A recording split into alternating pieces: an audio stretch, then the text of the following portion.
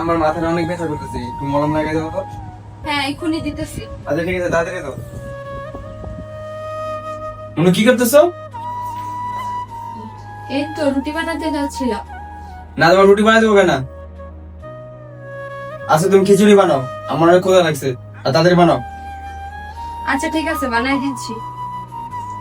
আচ্ছা ঠিক আছে, তাড়াতাড়ি করো।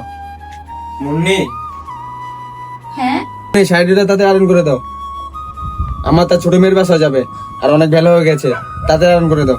নাও আচ্ছা দাও করে দিচ্ছি। আমি যাই, তাড়াতাড়ি করো। আচ্ছা ঠিক আছে। ইস মাথাটা এত ব্যথা করতেছে, কি যে করি। আর এইদিকে সব কাজ করে আছে, দেখি কিছু করতে পারি কিনা। আম্মা, ওনা ঘরে শুয়ে আছে, ওর না অনেক মাথা ব্যথা। আরে এসব মাথা ব্যথা ট্যাথা কিছুই না, এসব হচ্ছে কামনা করার বাহানা, বুঝছস? মুন্নি, বড় ভাবি আসছে বুঝছো, আমার জন্য অনেকগুলো গিফট নিয়ে আসছে, আমার না অনেক খুশি বুঝছো।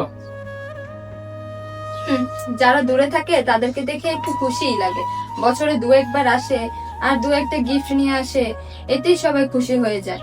আর এইদিকে তো কপাল খারাপ আমাদের বাড়ির বউদের, সারা জীবন শ্বশুর শাশুড়ি খেদমত করার পরেও শুনতে হয় আমরা নাকি কামচোর।